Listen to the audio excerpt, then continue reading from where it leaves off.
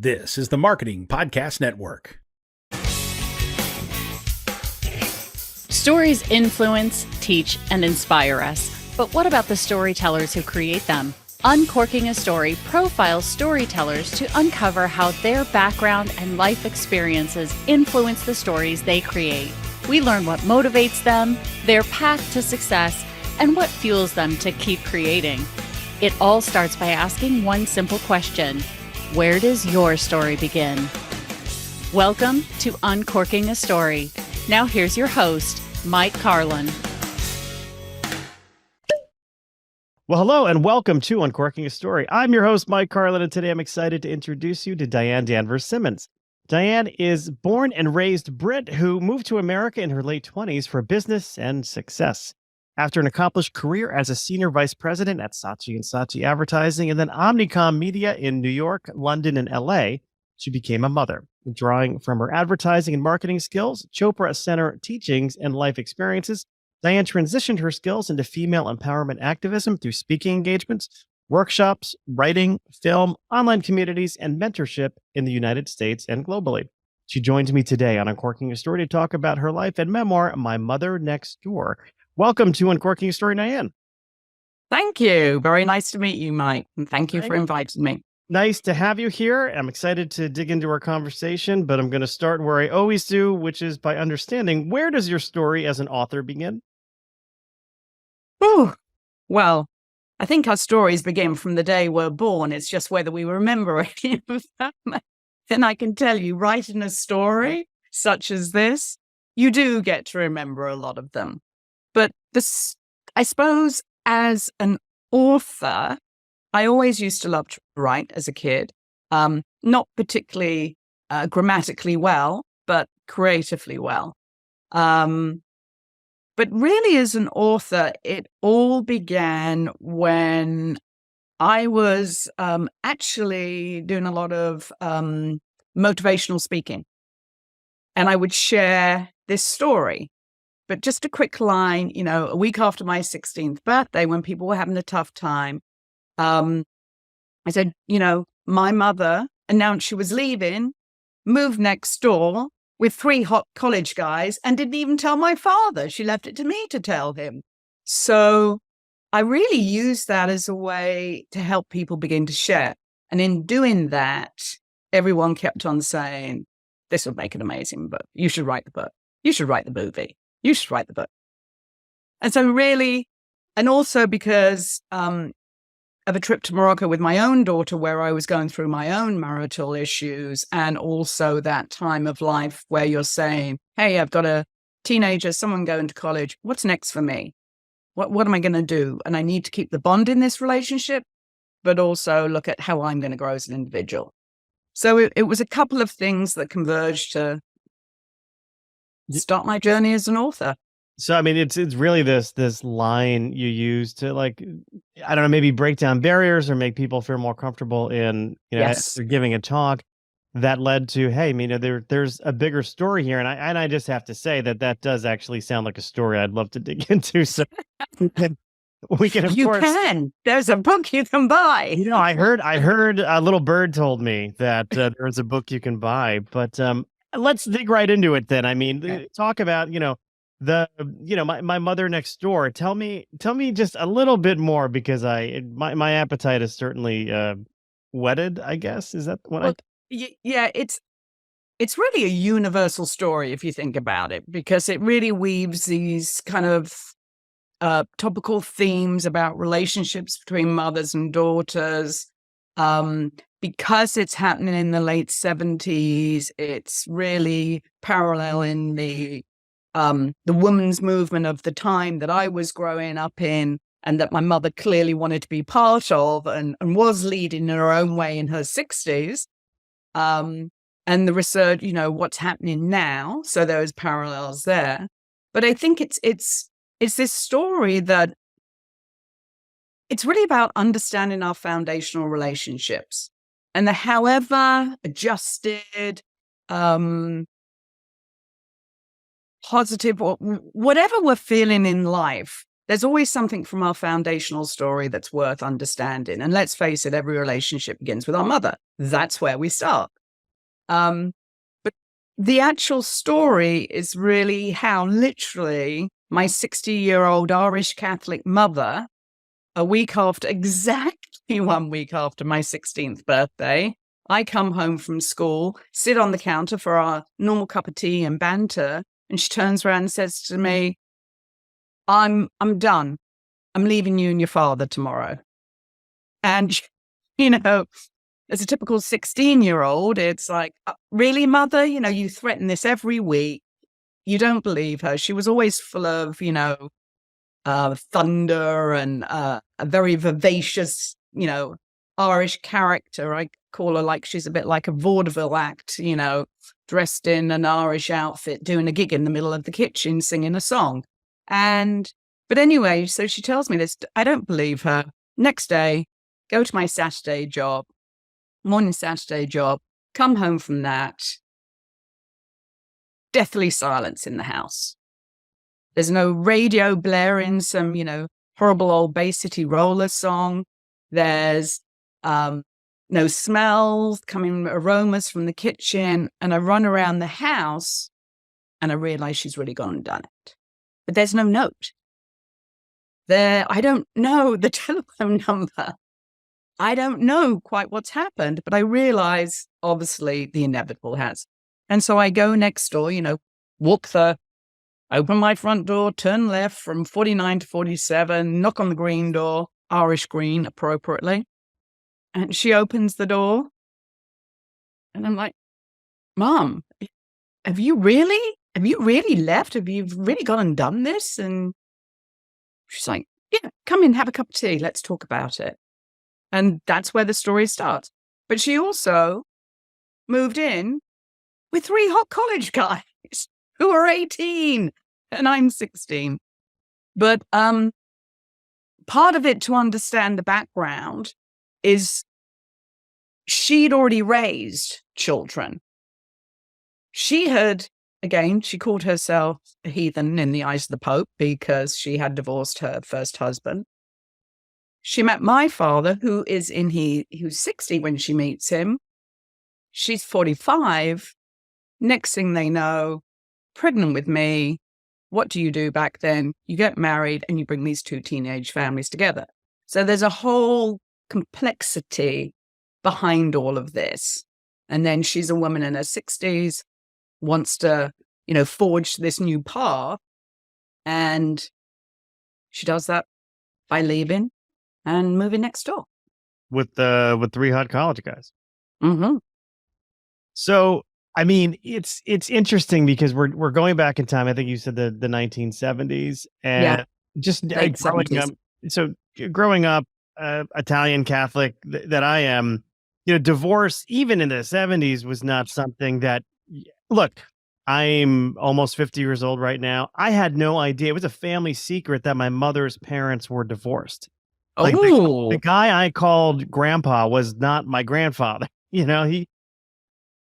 I know the secrets they kept. I never knew. And it was scandalous, in the 40s, because that's when, it was before the guy I knew as my grandfather, whose name was Dr. Fauci.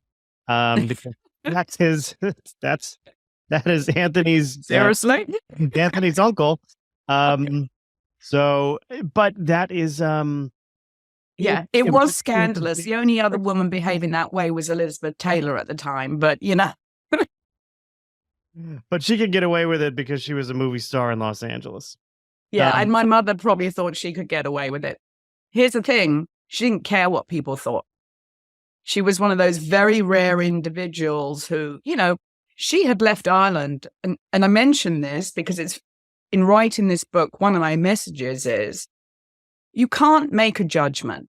You can't judge people. You have to understand their backstory.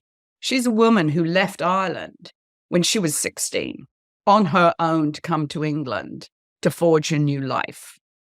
She's leaving me at 16 because she now wants to go and forge another new life. But in her mind, she's justifying it. Yeah. Do you think that had a lot to do with why she waited till a week after your 16th birthday to make this move? Because she knew you could handle it if she could handle it at 16? Yes. Even though I did remind her I was in the middle of my O levels, I was at school and times had changed since the 30s. And I'd grown up as a princess. So it was very jarring. It was very tough. But I have to say, growing up in a colorful, very interesting, as my cousin and I call it, family, where we had a multitude of religions, backgrounds. They all had fascinating stories. They were all storytellers. They were all much older than us. I mean, my father was old enough to be my grandfather. He'd lived through world wars. So I was prepared in the sense that I could see and observe in different ways, but I wasn't prepared, really probably emotionally, to be honest. But I had to get on with it because that's what you did. And also I'm British. So, it really is this old keep calm and carry on character. But also, I'm growing up in this crazy time of the 70s where, women were basically kicking ass. They were getting rights, but they were still viewed as sexy women. It was a really interesting time, but I think we didn't get so deep into it that it became something we had to dwell on all the time. We didn't have time to. So I wasn't ready. Did you resent her for doing this? Was there a period of time in your life when you resented this move that she made? Yeah, that's a very good question, because when it happened, she was a narcissist. There was a lot of narcissism there. The way someone with that characteristic presents it, you begin to feel, oh, am I being unfair by questioning this? Of course she needs to do, because she presented it so beautifully. But also, honestly, it was a very tough time in the household with all the arguments going on, that it made life easier on a day-to-day at home basis. But it was very complicated being right next door to each other because it was literally shoved in my face every day. But then I did have the perk of these very hot college guys and going flirting with them every day. Always see the bright side of life, as I say. But I resented her, interestingly, in my later 20s. That's when I found it really hard to be with her on my own. So I would always take a friend with me. And then that was really the time the resentment began to fester, let's call it that. Yeah, and I'm curious how that may have changed as you sort of matured into adulthood and then had your own family. You mentioned sort of being on this trip to Morocco with your daughter and, talking about, problems that you were experiencing in your marital relationship. Did it come full circle in the sense that did you then sort of looking through the lens of somebody who's had more experience and sort of a daughter herself, did you come to understand it better or more, or did you sort of put that resentment to bed at all? I totally understood it. Totally. Because I'm standing at the precipice myself, wondering which way to go. My marriage is on the rocks. I'm trying to rediscover myself. My daughter is 16. She was actually 17 when we went to Morocco. It was her first year of college. And I really began to understand the parallels and understand there was something triggering me, because I vowed when I was 16 never to do unto my children what my mother did to me. So even though I felt like walking out the door, I couldn't do that. It really hit me so hard. And I always find it, I'm I call myself a travelholic. I am always traveling. I love to travel. I feel very comfortable traveling. And I'm British. We tend to do that. Otherwise, the island would sink. But I realized it was something I thought I understood and was fine with. But this German, and I write it in my introduction, actually, this German woman and her husband, the Turkish man, who were channelers of all things around this dinner table where we're drinking rosé and everything, turned to me and said, this was after most people had left dinner, you need to forgive your mother. You don't even know me. My mother's dead. You don't know. What do you mean I need to forgive her? I forgave her years ago. They said, no, you do, because if you don't, that will carry on generation to generation. And right now, your daughter is carrying that burden.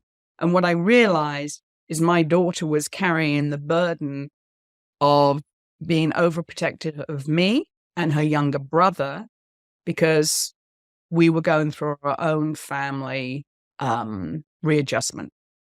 And where we had told the kids, my thing was, when we were going through this, your father and my relationship is going through this rough time, has changed.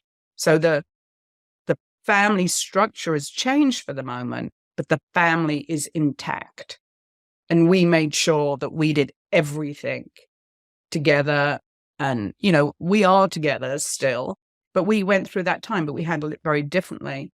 But it was through that period that I then started really speaking to family members, understanding Mum's story better, and I started to write the book. Yeah, that's beautiful, and it's almost like the book is almost like a cathartic. It really is. I think cathartic, but almost like a form of therapy for you, because it's like you can shed that density of that weight that you were carrying, that maybe you didn't realize, because you mentioned, you had forgiven her, but this is more of like a spiritual forgiveness, almost like yes, that's very, very true. It really is. And it was funny, well, not funny, but interesting. I was with some friends in Tahoe, and one of these friends, again, she used to work in the Pentagon, so interesting woman, but she's a channeler. She reads tarot cards, all these things. And she said to me, there's this woman sitting right over my shoulder, and she's hysterical, but she's saying, I'm sorry, and write the story. And she didn't know barely anything about the book at that time. She didn't really know me. So it was like a spiritual forgiveness. And I think, one of the reasons of writing a book like this is so other people will just take the time to try and understand their relationship, understand their mother, who they were before they were born, who maybe they are now or were when they were a child. But what are your mother's dreams? They're human beings. They're flawed. I mean, I'm flawed. We're all flawed. But we still have dreams and hopes. So it really was. I found a whole new appreciation and a depth of empathy that I didn't have before. Yeah, it's first of all, I need to hang out with these friends of yours. The German and the Turk and the woman in Tahoe. These are the kind of dinner parties I want to go to. So they're very, and I'm a Reiki master, so I can tell you a few. Please not on the recording. No, I won't. Private session after. But I do think that as we get older and as we mature, we come to see our parents, if we allow ourselves to, in a and that's it. Allow ourselves to accepting who they were and the limitations within that. Yeah, and it's almost like a way of saying, you know what, reflecting on your own humanity. But because I remember, like, my dad was like, I wanted to go to graduate school and become a psychologist, and he's like, no. He's like, there's no money in that. Go into the business world. So I wound up in advertising. Thank you. Yes. But well, I wanted to be an artist, and it was, no, there's no money in it. And I ended up in advertising. But he's a guy who spent like 45 years at the same company, American Express, and that's what you did. And he like every time I left, because in the agency world, you got to move around. Yeah. Every time I left, what are you doing? You got to stay. And then, but then I come to learn, like, he had hopes and dreams when he was a young man. He wanted to be an entrepreneur. He and his brother came up with these get rich quick schemes that always seem to fail. And I never got to see that side of him. But it's like, but I can think about it now and be like, okay, well, that's why he is the way he is. And, Right. it probably is the reason I am the way I am too. Yeah. Well, yeah. And that's the one thing. My mother gave me the courage to never allow anyone to tell me no, to come to America, to write this book, to do things and be creative that I maybe wouldn't have done if she hadn't have encouraged that. I mean, I really believe I chose to be born to my mother to toughen me up for this world and to give me the freedom to be whoever I want to be, because that's who she was. She was totally unapologetic and was doing, there weren't other mothers leaving at 60 and starting a whole new life and a new career. And, so there is a lot of blessings there, a lot of value. Yeah, I mean that's a conversation for another time too, about the soul and what happens and how we choose what lives we want to leave next in reincarnation, who we pick to come with it. Absolutely. But I do think, I kind of end the book with the quote I use: the purpose of, and I'm looking at it right now, the purpose of forgiveness is to reestablish our humanity, to your point there. And I think because forgiveness is such an important part of our being, because if we don't, we hurt ourselves. We can't move on, and we can't let future generations move on, which is exactly what Lisa said to me. Yeah, that's beautiful. I have to ask the unpolite question. These three college guys, was there something going on there with her and these three guys? Or, I mean, we're thinking late 70s here. Oh yeah, I know. It was like her own commune that she was creating in there. And she did yoga too, so can you imagine? No. There was, for me, I was flirting like crazy with one of them, and he certainly helped me with my geography. So that was great. No, it's funny. There was a reporter at the Observer in London brought this up. He said, did you feel like she literally said goodbye to one family, moves next door, and she's creating this whole new family taking care of these young men? And that's what she did. So she was like a very entertaining mother for them, a mother figure. And there was always laughter there. It was very enlightening to see this woman who was, this mother who was now being seen as this independent woman that I hadn't really known quite that way before. So no, she was more like their mother, but there was one of them that I certainly flirted with, made it fun to go over. Well, Diane, where can people pick up My Mother Next Door? They can order it from their local bookstores, Amazon, Barnes & Noble, basically everywhere. It is available everywhere. And there is an audiobook version, which I narrated myself, so they can pick that up as well.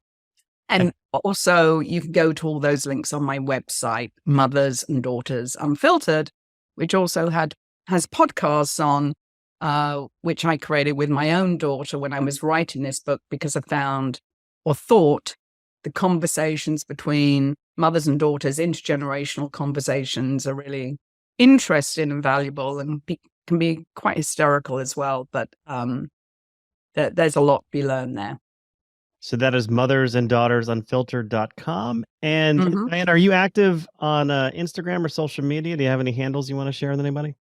Yes, I am active on Instagram, Mothers and Daughters, and also Diane.Danvers.Simmons. And I also have a Facebook page, which not so active on, but Mothers and Daughters Unfiltered as well. Everything really is through Mothers and Daughters Unfiltered, because it seemed to make sense that that's what the book is, unfiltered. Very good. I'll be sure to put all of those links into our show notes so people can look you up very easily.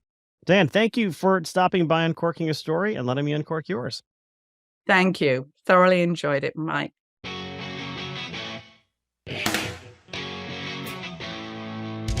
Thanks for listening to Uncorking a Story. If you'd like more information about today's guest or to find out more about Mike, go to uncorkingastory.com. If you enjoyed the show, please subscribe, rate, and review us at Apple Podcasts, Spotify, or wherever you get your podcasts. Tune in every week to hear Mike Carlin uncork a new story.